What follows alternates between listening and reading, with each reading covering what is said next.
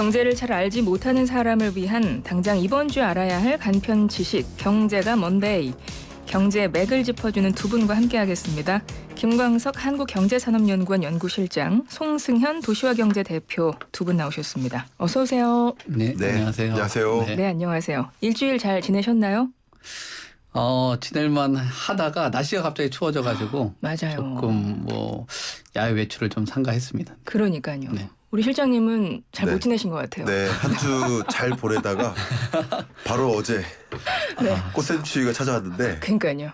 꽃샘추위가 찾아와서 제가 감기가 걸렸는데 또 SBB 사태가 세계 경제에 감기를 가져온 게 아닌가. 아, 맞아요. 네, 제 코가 많이 맹맹한 소리가 납니다. 죄송합니다. 아니요, 네. 괜찮습니다. 굉장히 아주 매력적인 보이스로 찾아오신 우리 김 실장님, 송 대표님 두 분 오늘도 환영하고요. 오늘 이야기를 시작해 보도록 하죠. 지금 방금 말씀하셨는데 진짜 SVB 실리콘밸리 은행이 파산했습니다. 앞서 오프닝에서도 제가 얘기했는데 이 은행이 미국의 5천여 개 은행 중에서 20위 안에 드는 무려 16위인 은행인데 파산을 했어요. 어떻게 이런 일이 생긴 건지 좀 간략히 설명 좀 해주시겠어요, 실장님? 네, 일단 우리 실리콘밸리 은행에 대해서 잘 알고 계시겠지만 40년 역사가 있고요. 미국 은행이 5천여 개가 있어요. 예. 그 중에 16위예요. 자산 규모. 그러니까 작은 은행이 아니다. 이렇게 볼 수 있고요. 특히 이게 실리콘밸리에 있듯이 주요 거래처가 벤처캐피탈, 스타트업들이에요. 그러니까 좀 불안하죠. 근데 문제가 뭐냐면 2020년, 21년에 금리가 쌌을 때 이 장기 채권에 투자를 많이 했었어요. 근데 계속 금리 올라갔잖아요. 21년, 22년, 23년까지. 네. 그러다가 채권 금리가 올라간 거예요. 근데 채권 금리가 올라가면 채권 가격이 떨어지거든요.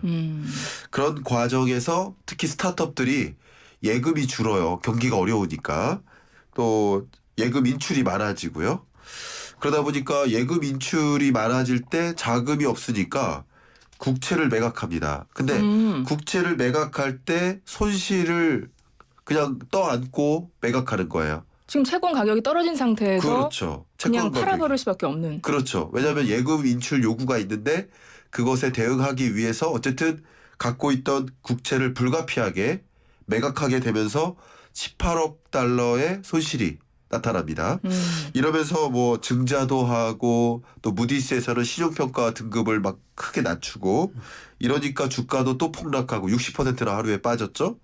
그리고 또 더 대규모의 예금 인출이 일어나는데 이게 우리가 인터넷 뱅킹에 의존하지 않던 시절 대략 한 20년 전? 그러면 뱅크런이 이렇게 빠른 속도로 일어날 수가 없어요. 가서 찾아야 되니까요. 그렇죠.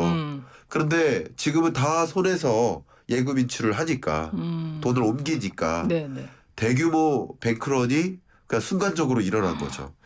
그래서 어쨌든 주에서 이것은 폐쇄를 시켜야 되겠다 하고서 파산 결정을 내린 거라고 볼 수 있겠습니다. 자꾸 인출이 되니까 이제 주가도 폭락한 이유가 저기가 조금 약간 불안한가 본데 이렇게 느끼셨던 거죠. 그렇죠. 그래서 투자자들이 그러면서 네. 주가도 떨어지고 실질적으로 돈도 진짜 많이 빠져나갔더라고요. 그래요. 예, 그러니까요. 그래서 미국 정부도 처음에는 제닛 옐런 재무부 장관이 구제금융 제공 없다. 이 소식만 전해졌었어요. 네. 그런데 미국 정부에서 예금주는 완전히 보호하는 방식으로 좀 이제 승인하는 그런 내용이 전해졌더라고요. 그렇습니다. 그러면 예금은 보호가 되는 거 아니에요? 네, 그러니까 미국에서는 예금 보호 한도가 25만 불 정도 된다라고 해요. 그러면 이제 우리 돈으로 환산을 하면은 한 3억 3천만 원 정도 하는데 문제는 여기다 돈을 예치한 은행들이 있을 거 아니에요? 그런 은행들 같은 경우는 스타트업들이 많은데 여기 한 90% 정도가 예금자 보호를 초과하는 그런 예금으로 파악이 되고 있어요. 그러니까 예금 계좌 하나당 3억 정도의 3억 3천 정도에. 예금자 보호를 해주는데 네. 그걸 넘게 다들 넣어놨다. 그렇죠. 그러니까 10개 중에 9명 정도 사람으로 만약에 따진다면 9명 정도가 다 넘어서는 그런 금액이다 보니까 이게 보호할 수 있는 그 한도를 완전히 넘어선 거죠. 그러니까 아까도 말씀하신 것처럼 이제 금융 구제 뭐 이런 표현들을 했는데 그런 것들을 예전에는 뭐 좀 못하겠다라고 좀 얼마 전까지만 해도 그러다가 이제 하루아침에 이제 말이 좀 굉장히 뭐 바뀌는 그런 상황이라고 볼 수가 있을 것 같아요. 왜냐하면 그때 당시에는 이게 맨 처음에 보도됐을 때는 이 SVB가 두 번째로 큰 그 은행이다라는 표현들이 많았었어요. 아, 언론에서. 그래요? 근데 그 두 번이라는 게 파산된 은행 중에서 두 번째라는 표현이고요. 아, 네네. 예, 그리고 우리가 보통들 은행들을 볼 때 뭐 5대 은행, 우리나라는 뭐 5대 은행 이렇게 얘기하잖아요. 미국 같은 경우는 4대 은행이 있거든요. JP 모건 체이스라든지 뱅크 오브 아메리카 또 시티은행 웨스파고 여기가 가장 큰 핵심 그 은행인데 거기서 넘어선 예금이라든지 이런 자산에 비해서 한참 못 미치는 거예요. 16위 정도라면. 왜냐하면 JP 모건 같은 경우가 뭐 한 3조 2천억 달러 정도가 되고 또 뱅크 오브 아메리카도 한 2조 4천억 정도 달러 되는 데에 비해서 SVB 같은 경우는 뭐 한 2,100만 달러 정도 되니까 딱 보면 한 10배 정도 차이가 나잖아요. 네, 그래서 네. 이거 뭐 막아내는데 또 좀 어떻게 보면은 4대 은행에도 한참 뭐 10분의 1밖에 안 되는 은행인데 이 은행에 대해서 그런 파산에 대해서 우리가 깊이 고려를 해봐야 되냐라고 생각을 하다가 관련된 그 산업이라든지 뭐 계속적으로 보다 보니까 이 예금에 대한 그 비율이나 또 이런 것들을 전체적으로 고려를 해봤을 때는 이거 그 구제금융에 대해서 고려를 하고 있지 않다가 다 그 우리 뭐 실장님께서 잘 알고 계시겠지만 금융이라는 게 굉장히 뭐 얼개가 이게 막 연결이 되어 있다 보니까 단절을 하지 않는다면은 큰 문제가 생길 수도 있겠다라는 것 같아요. 그래서 지금은 그 입장이 점점 변화를 하고 있는 그런 모습이라고 볼 수 있을 것 같습니다. 조금 네, 보완 네. 설명을 드리면 정말 좋은 말씀 주셨고 그 우리나라 같은 경우도 예금보험공사가 있죠. 거기서 이제 예금자 보호 제도가 똑같이 있습니다. 근데 말씀하신 것처럼 이 실리콘밸리 은행이 주요 거래하는 거래 대상이 스타트업들이에요. 소위 네. 말하는 기업이에요. 개인 금융보다는 기업들이 주요 파트너라고 볼 수 있겠죠. 그러니까 예금 수신액 자체가 3억 이상인 그런 그렇겠죠. 거래 주체가 네. 95%입니다. 아, 그러니까 대부분이 이 예금자 보호 제도의 혜택을 못 볼 수밖에 없는 거예요. 그러네요. 그러니까 이렇게 되면 어떻게 될까요? 은행들이 만약에 돈을 요 정도밖에 못 준다. 그러면 결과적으로 이 기업 입장에서는 돈을 못 받으니까 무슨 일이 발생할까요? 월급을 못 줘요. 그렇죠. 줄도산이 일어나는 거예요. 그렇게 되다 보면 그 금융부실이 다른 은행까지 전이가 돼요. 그렇겠네요. 그래서 여러 스타트업이나 기업들이 줄도산이 있지 않을까 하는 걱정. 이렇게 많이 팽배할 때쯤에 금융에 굉장한 공포감이 들이닥쳤었죠.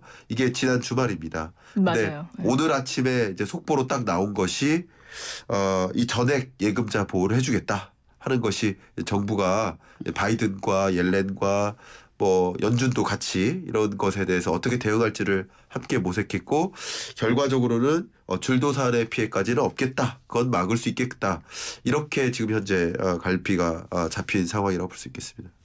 예전에 그 2008년에 리먼 브라더스 사태 때도 구제금융 들어갔었다면서요. 근데 그때도 전 세계적으로 금융 위기가 왔었는데 그때랑 비교했을 때 이번 사태는 뭐 그때만큼 굉장히 심각하거나 막 그런 느낌은 좀 아닌 것 같은데 어때요? 그런 느낌은 아니죠. 그렇죠. 왜냐하면 제가 계속 강조하는 게 이 실리콘밸리 은행 자체가 비즈니스 구조 자체가 굉장히 하이 리스크한 은행이에요. 네네. 왜냐하면 거래 주체가 스타트업이니까 그 스타트업에게 주로 투자를 해주는 거죠. 거기서 투자 수익을 받는 거죠. 그래서 몇 년 전까지만 해도 국내외 여러 은행 그 대표들이 미국에 가면 우리 SVB를 배우자. 우리는 너무 담보에만 기초해서 금융해주고 있지 않느냐. 기업들의 미래 가치를 판단하고 기술 가치 평가를 하고 그래서 정말 그 나라 경제 성장에 도움이 되는 그런 금융을 하자. 그런 대상이었었습니다. 심지어. 그런데 지금 23년에 경기 침체가 오고 이런 빅테크 기업들이 어려워지고 스타트업들도 굉장히 어려워지니까 결국 이렇게 높은 금리의 역습을 받는 대상이 된 거예요.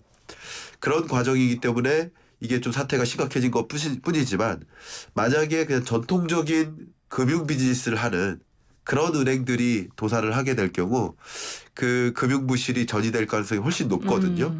그 정도까지는 아니다라고 판단할 수 있는 것이죠. 그렇군요. 근데 그런 그 말씀하신 것처럼 우리가 우려를 안 한다라고도 뭐 언론에서도 표현도 하기도 하고 약간 걱정의 높이를 낮추는 것 같기는 한데 그래도 이 코로나19 시대 동안 잘 아시겠지만 그 벤처 관련된 사업이라든지 스타트업에 대한 사업이 굉장히 팽창을 했어요. 맞아요. 그러면 그거 관련된 자금에 대한 그 몸집도 어마어마하게 커졌거든요. 여기서 이런 그 파산과 얘기한 것처럼 어떤 정부가 직접적으로 개입을 못한다면은 줄도산될 가능성이 커진 그런 상황이죠. 그래서 처음 판단 자체는 뭐 구제금융 고려를 안 한다라고 했다가 계산기를 자꾸 두들겨 보고 이렇게 뭐 전체 금융에 대한 그 크기와 몸짓을 고려를 해 보니까 역시나 정부가 이거 개입하지 않고서는 예전에 아주 큰 경제 위기까지도 초래할 수 있기 때문에 조금씩 생각에 대해서 변화도 있고 또 앞으로도 뭐 계속 얘기를 하겠지만 뭐 금리에 대한 인상이라든지 이런 것들도 시장에서도 계속적으로 나올 수 있는 그런 시장의 흐름과 뭐 반응 이런 것들이 좀 변했다라고 볼 수 있을 것 같습니다.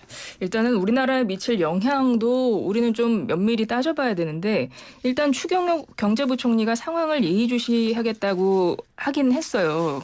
그런데 중요한 건 당장 이 예금자 보호해주는 거 있잖아요. 이건 네. 예금에만 해당되는 거잖아요. 그렇죠. 주식이나 이런 건 해당이 안 되잖아요. 네. 근데 당장 국민연금공단이 이 은행의 주식을 약 10만 주 갖고 있대요. 한 300억 원어치 정도. 네. 이거 지금 반토막 났다는데 네. 이거는 지금 구제가 안 되는 거 아니에요? 대상이 아니죠. 대상이 아니잖아요. 예금이 아니니까. 저도 제 채널을 갖고 있어서 어제 이 주제를 좀 분석해서 설명을 드렸어요. 네. 근데 몇몇 그 구독자분들이 댓글로 자기 상황을 얘기해 주는데 SBB에 직접 투자한 투자자도 있는 거예요. 아, 개인 투자자도요? 예, 있는 거예요. 있겠죠. 국민연금도 투자했듯이 음. 우리나라 국민들도 SBB에 그 가능성을 두고 또 금리 올라가니까 이 소위 은행들은 대규모 이익을 볼 수 있다라는 그런 기대를 갖고 투자를 한 분들이 계세요. 그러니까 이런 분들은 뭐 안타깝지만 지금 현재 예금자 보호 조치에 해당이 되지는 않겠다 이렇게 의견을 올리겠습니다. 그러네요. 국민연금 어떡하나요? 일단은 당장. 손실이죠. 뭐 사실 뭐 안타깝지만 22년에도 손실이 있었고요. 23년에도 손실 볼 가능성이 높죠. 그러니까 20년, 21년에는 이익을 많이 봤습니다. 그러니까 소위 기금운용본부가 있잖아요. 거기서 거의 뭐 8,900억 조에 해당하는 국민연금 기금을 운용하거든요. 이제 운용하는 것의 일부가 뭐 채권 투자도 있지만 직접 투자도 있습니다. 근데 그 직접 투자 대상 중에 하나가 SBB였고요. 그 SBB의 주가가 조정됨에 따라서 그 부분만큼은 뭐 손실을 피해갈 수 없는 그런 규모고 결과적으로 우리가 인구가 감소하고 그리고 국민연금을 수령할 수 있을까 하는 우려들도 많이 하시잖아요. 맞아요. 그만큼 이렇게 줄어든 만큼 우리가 수령할 수 있는 기대 수령액이 줄어드는 것이다라고 생각해 볼 만큼 이것은 뭐 사태가 간단한 일이 아니다. 나의 호주머니에도 지금 당장 영향을 미치는 요소다. 이렇게 받아들이는 게 좋겠죠. 네. 그 말씀하신 것처럼 지금 그 추경호 경제부총리 얘기도 들어보면은 이런 뭐 불확실성이라든지 은행 전체적인 리스크가 전이되지 않을 거다라고도 이야기하고 과거 글로벌 금융위기처럼 재현되지 않을 거다라고 구두로는 그렇게 개입은 하지만 맞아요. 다들 그렇게 좀 기사가 났더라고요. 그렇죠. 구두로는 네. 그렇게 개입을 하고 있지만 주말에 과연 이런 위급한 상황이 아니면 쉬는 날에 모여가지고 얘기를 하겠냐라고 보면은 실장님이 보시는 그 시선이 어떻게 보면 정확한 거죠. 뭐 말로는 정부의 입장에서는 이런 아주 예전에 쇼크가 굉장히 크기 때문에 우리나라 뭐 국민분들이 체감하는 부분들 특히나 또 국민연금에 대해서 신뢰도가 최근 손실된 그 상황에서 뭐 이거 운영 맡겼더니 계속 이거 적자나 보고 그러다 네. 보니까 주말에 모여가지고 얘기를 할 수밖에 없는 거죠. 그러니까 그 앞으로 이런 국민연금에 대한 그 운영이라든지 시장 환경의 이런 변화 때문에 리스크가 커질 수도 있겠다. 그리고 우리가 앞에서도 얘기한 것처럼 정부에서 개입을 하지 않겠다라고 하다가 지금 개입하겠다라고 바뀐 것처럼 우리나라도 스탠스가 일정하게 좀 굉장히 좀 그 모니터를 그냥 조금 더 세밀하게 해야 되는 그런 상황에 놓여졌다라고 봐야 될 것 같아요. 아마 그렇게 해서 계속 좀 면밀히 상황 파악을 할 것 같은데 일단 당장 어떤 여파가 있을까를 좀 전망을 해보면 다음 주에 3월 23일에 연준이 3월 기준금리 결정합니다. 근데 지금 이 사태가 과연 연준의 기준금리 결정에 영향을 줄 것인가라고 봤을 때 주지 않을까요? 당연히 줍니다. 네. 그러니까 우리 지금 우리 애청자 여러분들도 오로지 관심이 결과적으로는 금리예요. 아, 그렇죠. 예를 들어서 뭐 지난주에도 고용 지표가 발표돼요. 결과적으로 금리 얼마나 인상할까. 그러니까 또 내일 저녁에도 우리 한국 시간 기준으로 내일 저녁 9시 반에 CPI 물가가 발표되죠. 네네. 그 물가가 그래도 다시 반등할까. 다시 반등하면 빅스텝의 무게가 더 실릴 거예요. 0.5% 그렇죠. 포인트 근데 올리는. 그래도 물가가 지난달보다 좀 떨어졌어. 그러면 굳이 빅스텝 안 해도 되겠다. 뭐 이런 식으로 모든 우리의 관심이 지표가 발표될 때마다 혹은 뭐 파월이 뭐 상원 청문회에서 어떤 한마디를 할 때마다 그게 결과적으로 금리를 얼마나 올릴까 여기에 지금 관심을 두고 계시거든요. 근데 이렇게 금융 불확실성이 커지고 이게 말 그대로 이 커진 상황에서는 시스템적 리스크가 커지는 겁니다. 예. 그러니까 말 그대로 경제가 붕괴되는 거예요. 이 금융은요 마치 토대와 같아요. 토대를 잘 다져놓고 그 위에 집을 짓는 것인데 이 집을 짓고 살아가는 게 경제 주체들이죠. 가게와 기업들이 경제 활동을 하는 거예요. 근데 토대가 무너져 버리면 다 무너지는 거거든요. 그러니까 어떤 고물가가 나타나더라도 이 금융이라는 것이 부실한 상태에서는 그 물가 잡겠다고 금리를 인상할 수가 없는 거예요. 그리고 지금 말씀드렸던 이 SVB 사태가 일어난 배경 중에 하나가 바로 금리였거든요. 아, 네네. 금리를 치켜 세우면서 이 국채 가격이 떨어지고 그것으로 자산을 매각해서 큰 손실을 보게 된 이 배경하에서 금융 부실을 더 야기할 수밖에 없어요. 금리를 올리면 올릴수록. 그렇기 때문에 연준에서 이 비공개 이사회 소집을 했죠. 그리고 은행에 유동성을 지원하자 하는 이런 방안도 제시를 했습니다. 결국 이 금융 부실이라는 것을 대충 그냥 지나갈 만한 일이 아닐 수도 있겠다. 좀 우리가 자세히 짚어보고 가야 될 문제다라고 판단하고 있다라고 해석해 볼 수 있고요. 물론 모든 것은 내일 발표될 그 물가에 따라 달려 있겠지만 물가가 그렇게 크게 치솟거나 하지 않을 경우 차주에 있을 FOMC 회의 때는 베이비 스텝이거나 혹은 금리를 우리처럼 동결할 수도 있다. 동결할 수 있다는 것을 배제할 필요는 없습니다. 예. 왜냐하면 금리 인상 속도 조절에 들어갔잖아요. 네. 빅스텝 자이언트 하다가 빅스텝 하다가 베이비 스텝으로 속도 조절 들어갔잖아요.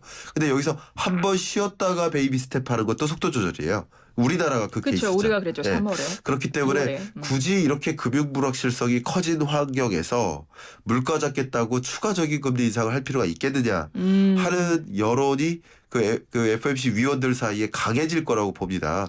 그래서 빅스텝은 좀 어렵지 않을까 저는 생각을 하고 여기 오기 전에 제가 패드워치를 돌려봤더니 90% 이상이 베이비 스텝의 무게를 두고 있어요. 다시 그래요. 시장이 완전히 바뀐 거예요. 네, 이거 이렇게 연준이 비상소집회의를 열 만큼 이건 굉장히 중요한 일이다라고 판단한 것이고 근래에 있었던 비상소집회의가 언제 있었는지 아세요? 언제 있었죠? 코로나19 터졌을 때 2020년 초반에 코로나19가 터지고 확산될 때 금융이 엄청나게 부실해지고 이럴 때 비상소집회의를 그러니까 정례회의는 1년에 8번 있어요. 그 정례회의가 아닌 다른 날을 비상으로 소집회의 하는 거다라고 볼 수 있으니까 비상으로 소집회의를 걸고 말 그대로 빅컷에 0.5%포인트의 금리 인하를 한 적이 있어요. 그렇게 사태가 경제 위기라 금융 위기라 이런 위기급에 해당되는 일이 벌어지면 금리를 더 이상 인상할 수 없는 또 다른 환경에 놓여지는 것이다. 이렇게 해석할 필요가 있겠죠.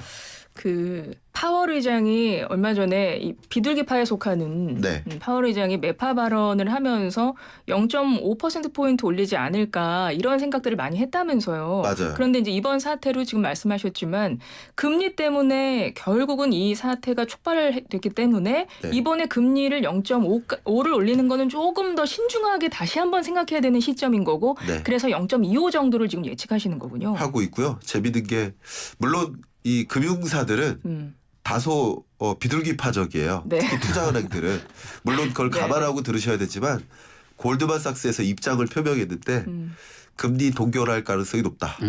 이렇게 표현을 했어요. 동결. 그러니까, 예, 그러니까 동결도 가능한 시나리오다라고 받아들일 수 있을 것 같습니다. 그러면은 저희가 2월에 한국은행이 기준금리를 동결했잖아요.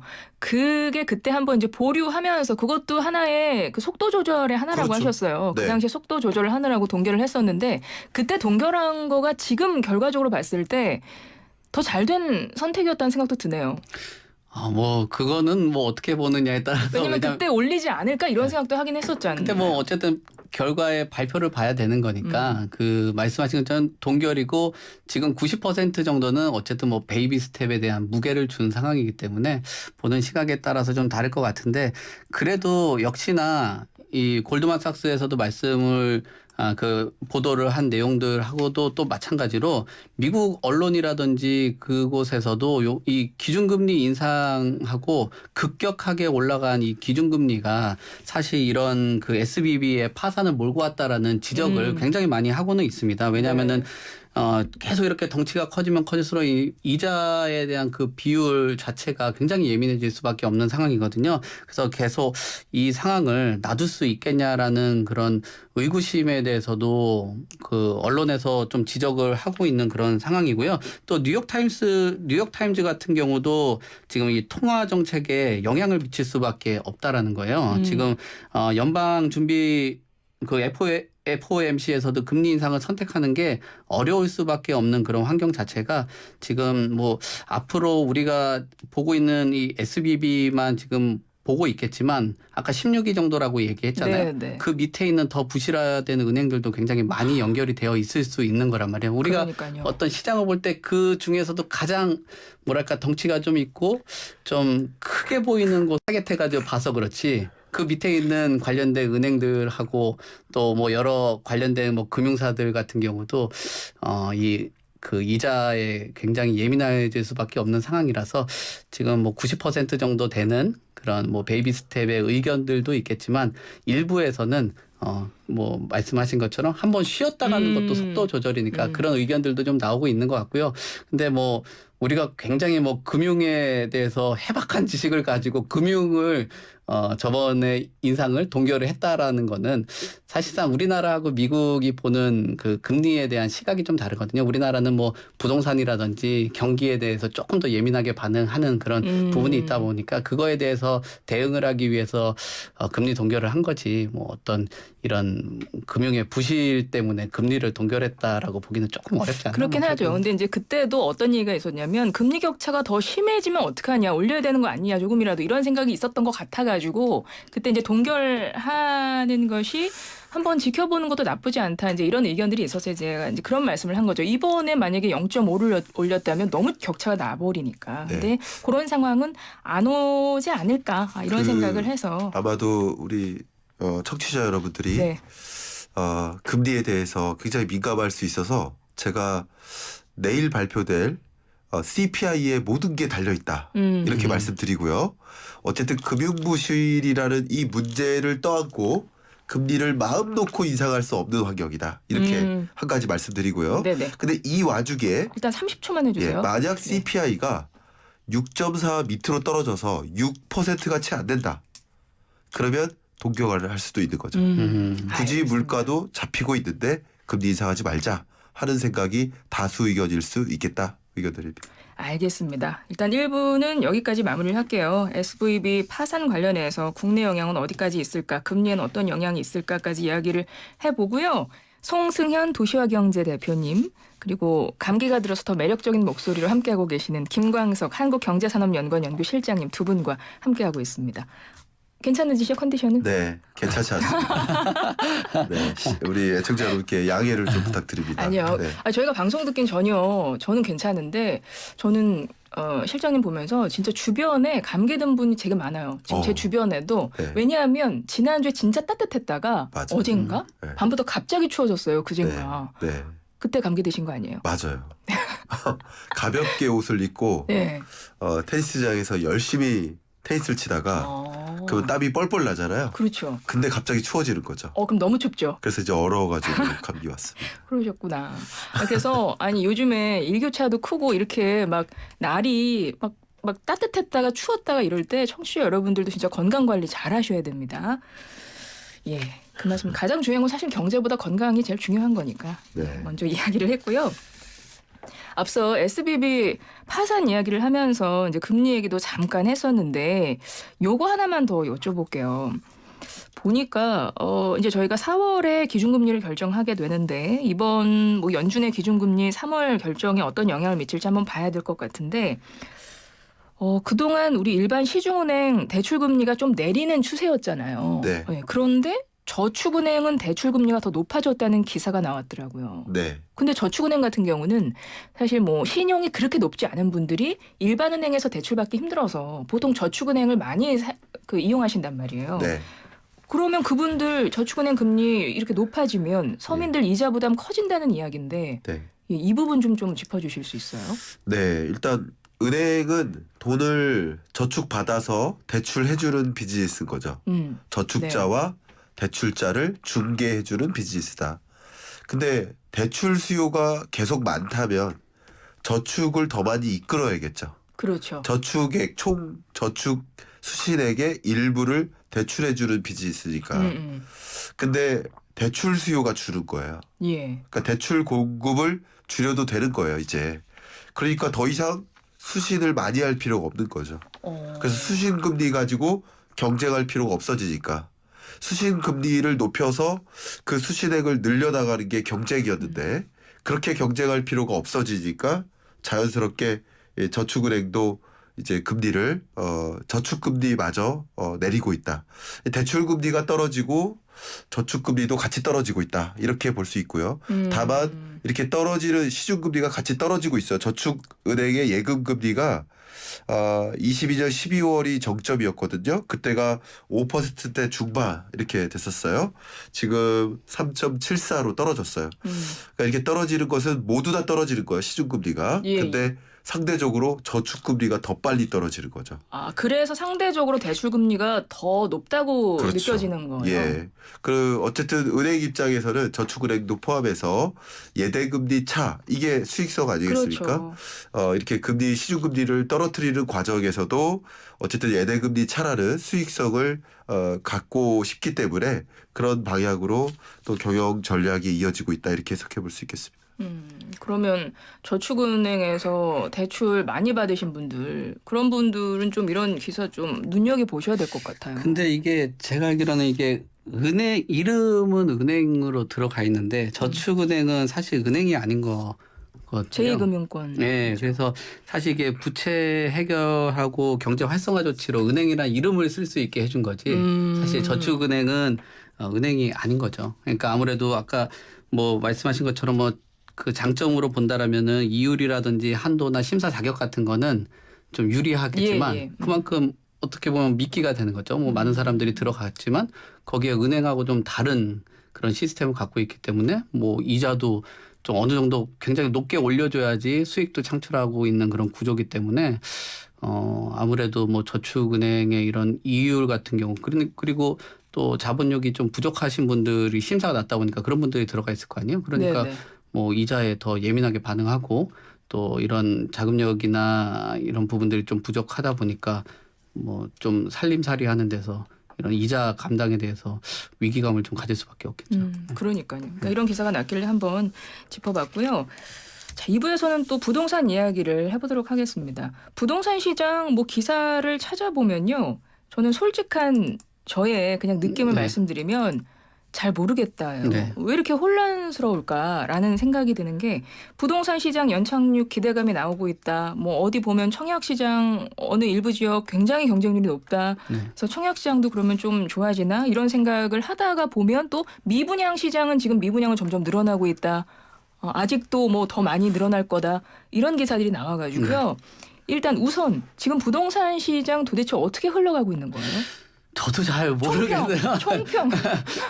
그러니까 한눈에. 모르겠다라는 게 왜냐면은 이게 뭐 문재인 정부 시절부터 계속적으로 어떤 정책을 바꿔오기 때문에 뭐 바뀔 수밖에 없는 그런 상황이고 또 지금 새 정부가 들어오고 나서는 그 과정 안에서도 정상화 과정이라는 그런 과정을 또 바꾸고 있기 때문에 앞에 있었던 그 복잡한 제도를 또다시 바꾸고 있는 그런 상황이에요. 그래서 계속적으로 모를 수밖에 없는 게 당연하게 느껴질 수밖에 없어요. 네. 그러면서 이런 정상화 과정 안에서 어떤 지역별로 소위 말하는 그 양극화라는 그 상황 안에서 내가 봤을 때는 우리 동네는 굉장히 국지적으로는 집값이 별로 좀 안 떨어진 것 같네. 우리는 거래가 좀 잘 되네. 그리고 전세 가격도 잘 버티고 있네라고 하는 방면에 어떤 지역은 뭐 고점 대비해서 40~50% 빠졌다. 뭐 이런 의견들도 드리거든요. 그러니까 각 지역들마다 우리가 감기나 온도 얘기한 것처럼 온도 차가 굉장히 좀 다른 것 같아요. 그리고 며칠 전에 너무 따뜻했기 때문에 기온이 떨어지면은 굉장히 차갑게 느껴지는 것처럼.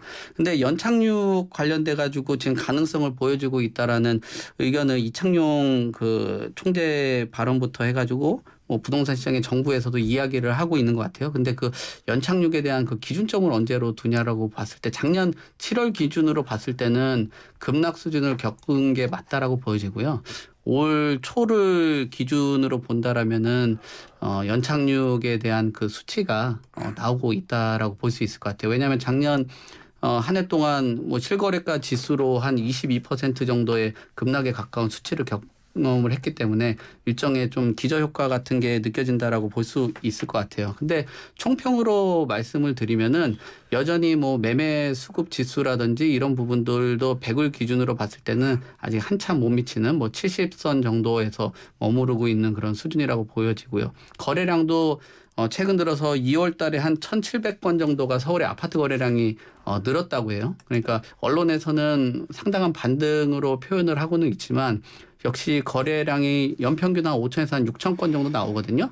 그럼 저번에 우리 그 실장님께서 말씀하신 컵을 가지고 비유를 했잖아요. 네, 그 컵을 가지고 비유를 했을 때 어떤 시각으로 보느냐에 따라서 이 거래량이 많이 늘었다라고 볼 수 있는가 하면 또 어떻게 보면은 아직 예전에 비해서 한참 못 미치는 특히나 과열 현상이 있었을 때는 10,000건 이상도 거래량이 나왔거든요. 그러면 한 10분의 1 정도 수준밖에 안 되는 그런 수준이기 때문에 아직까지는 주택 부동산 시장의 가격이 좀 반등하기는 어려운 환경 아닌가라고 보여지고요. 지금 그런 거예요. 정부에서 봤을 때 또 하는 총재가 봤을 때 국토부 장관이 봤을 때 서울시장이 봤을 때 모두가 주택가격이 여전히 높다라고 그렇게 시각을 갖고 있잖아요. 시선 그렇죠. 자체가 우리의 시각이 아니라 아직 더 떨어져야 된다. 그렇죠. 이렇게 그러면 보고 있죠. 정책의 방향이나 흐름 자체가 더 빠지는 기조로 갈 가능성이 높다라는 거죠. 그러니까 우리가 시장에서 뭐 너무 과잉 해석을 하면서 뭐 반등이다 이런 표현을 하고는 있겠지만 역시나 그 미분양 추이가 7만 건을 넘어선 추이, 그 다음에 여전히 회복세에 있기는 하지만 거래량이라든지 매매 수급 지수가 기준점에 도달하지 못하는, 끓는 점에 도달하지 못하는 그런 상황이라고 볼 수가 있을 것 같고, 또 지금 뭐 청약 규제라든지 거래 활성화를 위해서 1.3 대책 이후로 굉장히 혜택이 많은 부양책을 내놓는데도 불구하고 서울권하고 수도권 지방마다의 온도차가 다른 그런 환경이기 때문에 단순 국지적인 그 사안들이나 국지적인 지역의 반등 가지고 시장 전체에 대변하는 지표로서 또 시장을 읽는 거는 오류가 있지 않나. 그래서 뭐 역시나 표현 자체가 연착륙이라는 표현이었지 그게 다시 주택시장이 좀 살아나고 있다라는 표현은 아직 하지 않는다라는 걸 좀 참고를 하셨으면 좋겠습니다. 일단 제가 정리를 좀 해볼 텐데 일단 지난해까지는 부동산 경기가 매우 침체된 상황이었던 거예요. 그렇죠. 예. 그 지난 불과 2달 전까지만 해도 1,000건 밑에 뭐 한 500건에서 한 700건 정도 수준의 거래량이 일어났다라는 거는 수요가 뭐 이탈된 걸 넘어서서 소멸된 수준이었는데 지금 뭐 여러 가지 정책이 개입을 하면서 일정하게 좀 군부를 떼는 정도의 역할로 해서 수요가 약간 정도 회복되는 정도의 수준인 거지 그게 시장에 다시 어떤 상승, 반등의 모멘텀을 가져왔다라고 해석하는 건 좀 무리가 있지 않나 그렇게 봅니다. 그렇군요. 그러니까 지난해까지 부동산 경기는 매우 침체된 상황이었고 올해 1월 3일 1.3 부동산 대책에서 모든 분야의 부동산 규제를 좀 많이 완화하는 정책을 정부가 그래서 냈고 부동산 경기 부양시키기 위해서 그래서 지금 조금씩 조금 그 효과가 나나? 이런 정도인데 가끔씩 뭐 어디 청약이 굉장히 경쟁률이 높아졌다. 혹은 뭐 어디는 뭐 소진됐다. 이런 표현이 나오는 건 지금 그 과정 속에서 조금씩 힘들게 경기가 조금씩 더 나아지기 위한 그 과정 속에서 어떤 분야별로 조금 국지적으로 꿈틀꿈틀대고 있는 지금 그런 상황으로 판단을 하면 되겠네요. 네, 저는 뭐 그렇게 보고 있습니다. 예. 저도 총평을 한번 드리면 네, 네. 저는 이렇게 비유를 해요. 욕조에 음. 찬물이 가득한데 예. 덜 차갑게 만들려고 어. 뜨거운 물을 한 바가지로 부어요. 그러면 그 물이 뜨거워질까? 아니죠. 아니죠. 덜 차가운 거죠. 그렇죠. 그게 연착륙입니다. 근데 여전히 차갑긴 하죠. 여전히 차가운 거죠. 네, 그렇게 말씀드리면 명확할 것 같고요. 제가 왜 이렇게 말씀드리냐면 이 부동산 시장 여러분들이 관심 있는 게 가격이잖아요. 가격. 그렇죠. 가격 중에서도 우리가 많이 잣대로서 판단하는 것이 아파트 매매 가격이에요. 근데 아파트 매매 가격의 등락률, 그러니까 지난주보다 얼마나 떨어졌나 이 지표를 많이 우리 참조를 해요. 근데 이 등락률이 22년 중반 들어서 계속 마이너스예요. 근데 마이너스 등락률이 얼마까지 떨어졌느냐? 마이너스 0.48. 마이너스 0.48% 다시 말하면 마이너스 0.5% 정도 빠진 거예요. 지난주보다. 네, 네. 그러다가 이 값이 어느 정도 플러스를 향해 갑니다. 이게 경착륙을 연착륙으로 만드는 과정이죠. 플러스를 향해 가지만 여전히 마이너스. 그러니까 마이너스 0.27%.